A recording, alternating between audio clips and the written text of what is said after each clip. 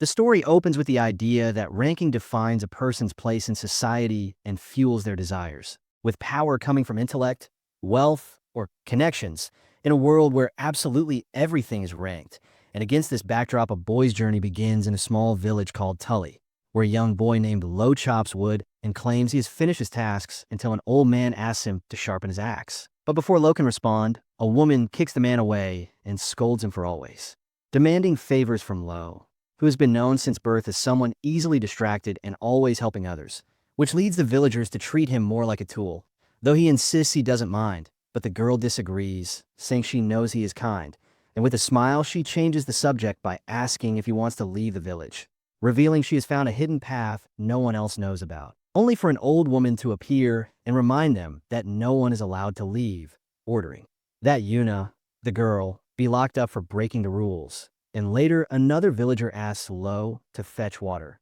to which he agrees without hesitation. And a man reflects that Lo and Yuna are the only children of the same age in the village, yet have opposite personalities, urging Lo to rest sometimes and consider his own desires. But Lo refuses, explaining that after his parents died, the villagers took him in as family. And because they care for him, he wants to repay their kindness, since he truly loves the village and everyone in it, which moves the man to tears as he offers Lo a place in his home, though Lo declines, saying what matters most to him are the people themselves, while the outside world remains an entirely different matter. And meanwhile, Yuna remains imprisoned as the old woman calls her an unruly child who should behave more like Lo. Yuna asks why they can never leave the village, and the old woman explains that merchants occasionally come by, questioning if that isn't enough. But Yuna insists the outside world is much larger and wonders why they must live trapped there, to which the old woman replies that it is because they are beings resented by someone. And when Yuna curiously asks who that person is, the woman refuses to answer, saying she doesn't need to know since time will eventually resolve everything. In the next scene, Lo is filling buckets with water when a rock suddenly hits him, revealed to be Yuna's doing as she tells him to stay quiet and follow her. When Lo asks if she has sneaked out again, she admits she's been caught so many times that it has become easy, though Lo says that's nothing to be proud of. But Yuna ignores him, insisting that what comes next is far more important, and she reveals a secret passage. Lo worries that leaving the village will bring punishment from the old woman again, but Yuna assures him it's fine, if only for a short while, since she wants to show him something. They head into a forest in the middle of nowhere until Yuna finally declares they've arrived, and Lo is stunned by the sight before him, marveling at the beauty of the world outside and saying with a smile that it is truly gigantic and amazing, while Yuna watches his reaction and asks if he knows the rules of the outside world, explaining that according to a book she received from a merchant, there exists a system called rankings, in which adventurers, transporters, doctors, and many others have their positions recorded, and those who register their names within it are called rankers. Even food and weapons were ranked in that world, making it seem as if the entire universe was locked in constant competition. And Lo, looking disappointed, comments that even the outside world has rules. But Yuna declares she wants to become a ranking adventurer so she can explore many places, compete with rivals around the globe, and one day be respected as a cool adventurer admired by everyone. Hearing this, Lo falls silent, reminding her that the rule forbids them from leaving the village. But Yuna insists she doesn't care because she has already made up her mind, extending her hand to him and urging that they go together, reminding him of the time when she was 5 and attacked by a giant bird, only to be saved by him when a mysterious green aura appeared and gave him the strength to defeat it. She tells him she has known ever since that while Lo often seems absent-minded, when he is serious he is stronger than anyone, which is why he is destined to stand out if he ever leaves the village, and that is why they should explore the world together. Her words leave Lo surprised, but his expression soon hardens as he admits he loves the village too much to leave, which frustrates Yuna, who calls him stubborn before declaring she doesn't care anymore and will move forward on her own, telling him he can stay stuck in the village for the rest of his life. As she leaves, Lo asks her to be careful on her way back, then reflects on how he had never imagined Yuna would truly consider leaving. And while lying back and watching the clouds, he loses track of time until realizing it's already late and prepares to return, only to notice something unusual in the sky. A floating island, glowing brightly before releasing a powerful beam of light that crashes down to the earth with massive impact, leaving Lo confused and wondering what just happened as the island vanishes, though even then he senses something far more troubling still awaits. The boy rushes toward his village, convincing himself that everything is fine and that nothing bad could have happened. His thoughts consumed only by Yuna and the other villagers. But when he finally arrives, he is stunned to see that the entire village, along with everyone in it, has completely vanished. Descending into the area in disbelief, Lo cries out desperately, searching for any survivor. Yet all that remains in his heart are memories of Yuna and the people who once welcomed him as family. And as the truth sinks in, tears stream down his face while he wonders why such a tragedy had to happen. At that moment, a voice tells him he only stood by and watched it happen, arriving too late once again, and Lo turns to see a stranger observing him before descending from the slope and asking if he is a survivor of Tully village. When Lo answers yes, the man is shocked, acknowledging how hard it must be for him, but urging him to stay calm, assuring him that the floating island is already gone. Lo, surprised, demands to know what that thing was and what happened to the villagers, but the man remains silent before handing him a slip of paper, telling him to give up on the village and go to the place written on it where he can live safely. For Lo, however, nothing matters except uncovering the truth about the island. Yet the man points out that the village has been wiped out and warns that it is no place for a child to get involved, insisting Lo forget everything he saw because that is all he can do now. And as he turns to leave, he pleads with the boy not to dig any deeper, saying there is no need for him to be sacrificed as well. Meanwhile, Lo remains silent, recalling Yuna's words that when he gets serious, he is stronger than anyone, and as a glowing aura begins to envelop his body, the man simply watches as Lo declares there is no way he can forget, vowing to reach that island and avenge everyone. He remembers how his parents died in a landslide when he was young, leaving him alone until the villagers took him in, and how Yuna was always by his side, along with the many kind people who could never ignore someone in pain. And for that reason, he swears he will never forget them, concluding that he will go to the island and bring everyone back. Hearing this, the man studies him in shock, wondering about the immense prana surrounding him,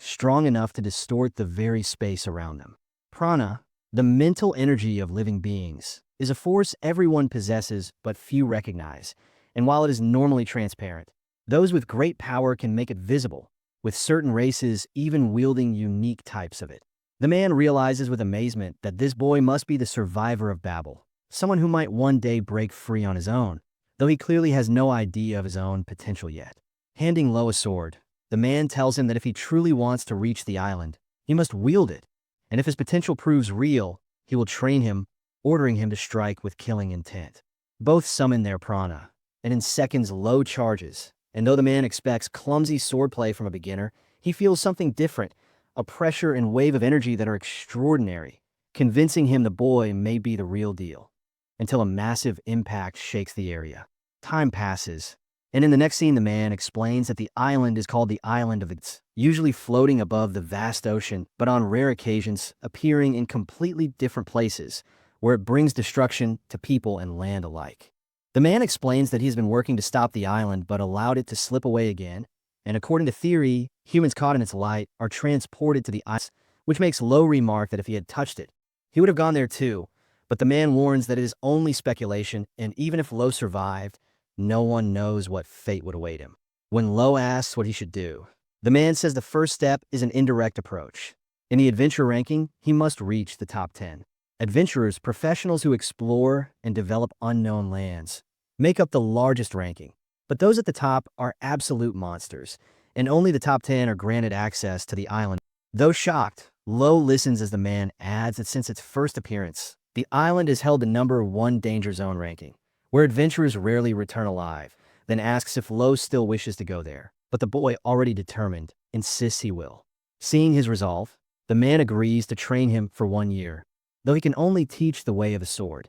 after which Lo must use it to climb the adventurer rankings on his own. Revealing himself as Adel, the number 1 ranked knight and the strongest knight of humanity, he asks for Lo's name, and the boy replies simply, Lo. With that, Adel warns he won't go easy, reminding him that he is the first to bring him down with a single blow, and so begins a grueling year in which Lo's hands and feet are blistered, his muscles torn, his bones crushed, and his body racked with pain. During this time, Adel never again speaks of the island, as though telling him to uncover the truth for himself, and, if he cannot, to give up. Yet despite the agony, Lo clings to the hope that the villagers are still alive. Now the only thing Lo can cling to is belief belief that the villagers are still alive, belief that he will uncover why they vanished, and belief that he will one day understand what the island of the gods truly is, which is why he resolves to rise through the adventure rankings, becoming stronger step by step until he finds the truth. A year later, the scene shifts to the very place where Yuna once stood, with a 17-year-old protagonist now gazes beside Adol, who asks if he is ready, to which Lo replies that he has been ready for a long time. Closing his eyes to recall the moments he shared there with Yuna, the girl who longed for the outside world and disappeared, and now, in her place, he sets off to carry her dream as his own. Adol reminds him it is time to go, and Lo answers that he is already on his way, having grown remarkably under the training of the strongest knight of humanity, and thus the disciple departs on his journey, his adventure pointing toward the island of odds as they travel to the kingdom of Baylor, the royal capital of Turquista. The story then shifts to a building where a girl is fast asleep until a voice wakes her, warning her it is almost time, and she leaps up in a panic, realizing she overslept, only to be teased by her smoky-haired colleague who asks if she spent the entire night watching Rankers again. The girl defends herself, insisting there's nothing wrong with it since she belongs to the recognition department, but the other woman scolds her to take better care of her condition, reminding her that unlike herself, who works indoors, the recognition department is tasked with traveling across the world to evaluate the abilities of ranked individuals and update their standings. It is a demanding profession that requires deep specialized knowledge and strict impartiality. For those in this role, must make fair judgments that determine who stands above and who falls below. To work in the recognition department, one must pass numerous evaluations, and it is a role so demanding that only a select few can perform it, widely regarded as one of the most complex professions in the world. The girl admits that even though she belongs to the department, she is still a low-level employee, and if she wants to pursue her own goals, she must work hard and earn promotion. Curious, the smoky-haired brunette asks what her goal is, suggesting that the best path would be to advance until she becomes the exclusive agent of a highly skilled individual. And while the girl agrees, she admits few people truly catch her attention. Another colleague, a bespectacled woman, teases that she simply has high standards, but the girl denies it, saying most ranked people seem average to her, explaining that competition was much fiercer in the past, whereas now the top spots in every ranking category remain fixed, making the department's role feel less meaningful since rankings only matter if they're actively updated. After the lengthy exchange, the woman with glasses calls her a maniac before opening a door and hinting that a rising star might be inside. The scene reveals a classroom, and a girl carrying the barack asks if this is the third-year group and why the room is so full, while the smoky-haired brunette notes that it is usually less crowded, guessing the surge is because the Isabon forest was added to the danger zone, ranking 2 months earlier. Even so, she adds that this year's batch has some particularly promising candidates, including Drakus, an adventurer ranked 753 and the leader of the Red Wolf Mercenary Company, as well as Eddie, ranked 402, a member of the renowned marksman family of archers whose father once held the second rank. Alongside them are several other notable individuals, a ranked merchant, a ranked knight, a ranked sailor, and even a ranked guide, but the class itself will determine which of them truly stand out. The girl with the beret explains that even if she doesn't look the part, she is from the recognition department and has the ability to gauge a person's rank just by looking at them, noting that the adventurer rank in particular is highly sought after since it provides access to special areas like the Isabon Forest and is considered one of the most versatile titles for rankers. Soon after, a bell rings, and as the group heads out, she pauses to greet and welcome the newcomer, our protagonist, who has arrived to register for the rankings. One of the instructors confirms this, explaining that the ranking system is managed and overseen by the recognition department, whose members travel to different regions to evaluate abilities and assign ranks, with updates possible anywhere as long as a department official is present. Lo states that he wishes to register for the adventurer ranking, and the girl smiles, telling him the timing is perfect since the exam is about to begin, asking if he wants to take part. When he agrees, the brunette hands him a form and asks him to write down his name and other details, mentioning there is also an exam fee of 3,000 del, which Lo pays without hesitation. After completing everything, the bespectacled woman gives him his exam number, 53, and directs him to the waiting room. As he passes, the girl with the beret quietly observes that there are still country bumpkins who don't even know what the recognition department is, while the one with glasses remarks that it has been a long time since she had to explain the basics. Meanwhile, Lo enters the waiting room, and the scene shifts to another location where the girl announces the rules of the adventure registration exam, which is divided into 3 parts: a written test, practical test, and a final assessment that will be explained before it begins, with overall results determined by the combined scores. She reminds the participants that even if they perform poorly in one section, they can make up for it in others and should not give up until the very end. With the instructions given, the first test begins, and the examinees immediately start scribbling on their papers, though one clueless participant even asks what the word scope means, and after some time passes, the written exam finally comes to an end. The practical exam was scheduled to take place in the forest outside the village 2 hours later, and the participants were told they would be guided there once the grading of their written test was finished, leaving them to wait in the meantime. In the following scene, the smoky brunette was buried under a mountain of answer sheets and asked the girl with the beret to help her with the grading. And as they worked through the pile, the beret girl came across one that shocked her. It belonged to candidate number 53, the same boy with the lifeless eyes she had noticed earlier, and to her surprise, every single answer on a sheet was wrong. 2 hours passed, and the brunette gathered the examinees to explain that the practical exam would be a treasure hunt in which the items collected had to be delivered to a designated board, with the point values listed on the right for those seeking the highest scores. She reminded them that fighting between examinees was forbidden and that ownership of an item went to whoever touched it first, and with excitement buzzing among the participants, the exam finally began.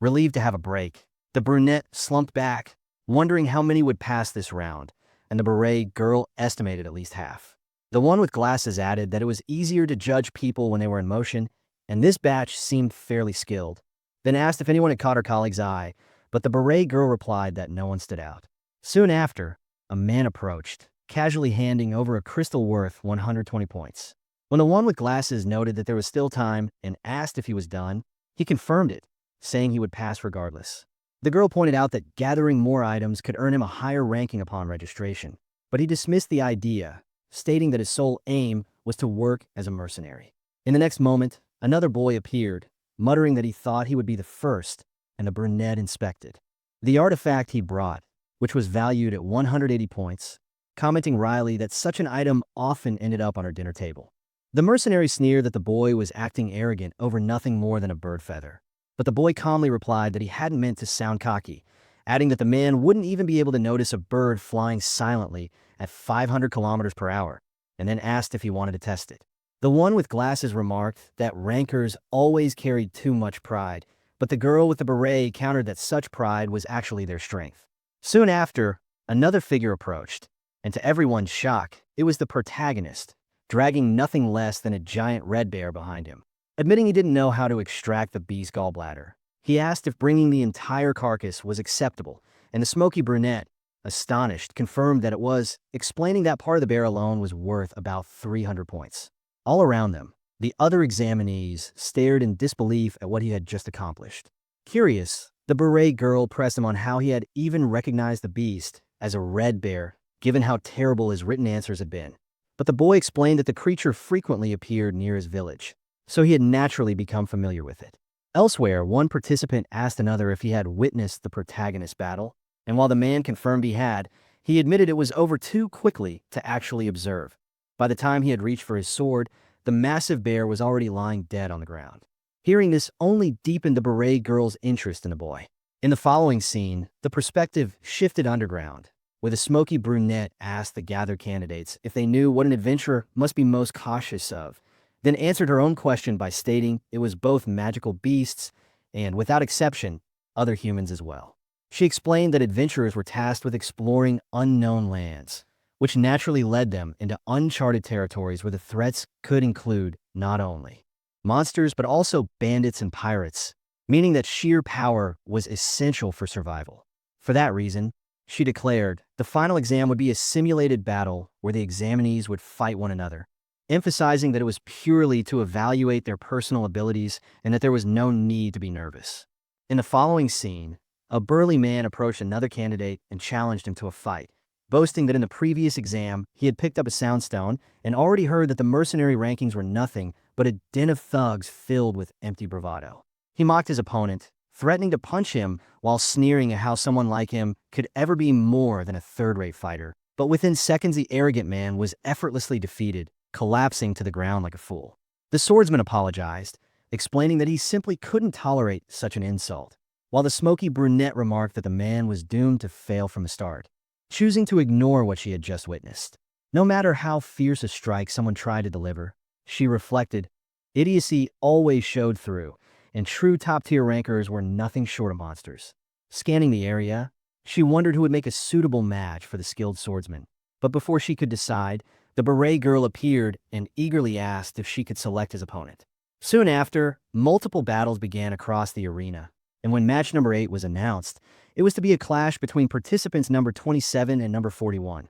Yet unexpectedly, number 53, the protagonist, was also included. The revelation that Lo would be facing both opponents at once left them surprised, with the shorter one scoffing that it had been a long time since anyone dared underestimate them. The smoky brunette appeared puzzled, questioning if this setup was really correct, but the beret girl, her eyes gleaming, was ecstatic, insisting that her instincts never failed her because that boy was undeniably a monster in human form. The three fighters then locked eyes, tension filling the air while the evaluators silently observed. The first of Lo's opponents was Drakis, leader of the Red Wolf Mercenary Company, which had risen to fame the previous year by defeating the Camera Mafia, a notorious group ranked 62nd among criminal organizations, and rumors claimed the young mercenary had personally brought down 7 executives, including the boss himself. The second was Markman, a gifted young archer from the prestigious Markman family, a lineage renowned for its prodigies. Markman had received elite training from his father, who once ranked 2nd among archers, and he was registered in the archer rankings at just 5 years old, making him a prodigy whose reputation was known by every archer alive, so facing him was no small feat. And with Drakis, the mercenary leader whose fame had already spread, the challenge seemed even greater, yet before them stood only a nameless young man. At the signal of the girl with glasses, the battle began, and within moments, Markman fired an arrow straight at Lo, who dodged easily, but Drakis was already upon him swinging his sword, and the two exchanged a fierce sequence of strikes that left the crowd stunned, as Lo's focus sharpened enough to counter and push Drakis back, spotting an opening until another volley of arrows came, forcing him to slash them out of the air, one ricocheting toward the audience and barely missing. Pausing the fight for an instant as Drakis muttered, the boy fought like a high-tier swordsman from the night ranking, Eddie agreeing he had never seen such power, after which Lo asked if they were tied to other rankings, Markman stating he was ranked 402 among archers while Drakis revealed his 753rd mercenary ranking, and hearing this Lo said he understood before summoning a massive aura that enveloped the arena, stunning them both as the beret girl realized it was prana so dense its color was visible. While back in the fight, the archer declared that ranking wasn't only about profession. In the archer ranking, Markman held position 402, but in the sniper ranking, which specialized in precision shooting, he was ranked 78, though in the end it meant nothing because within seconds he was defeated, leaving only Drakis to face Lo, who stood radiating an overwhelming aura that locked onto his opponent like a predator eyeing its prey, making the poor man already feel doomed. In an instant, Lo appeared behind him with his sword pressed to his neck, and the mercenary immediately raised his hand in surrender, saying he had worked later and couldn't afford to end up unconscious like the other, while Lo held the blade steady a moment longer before stepping back,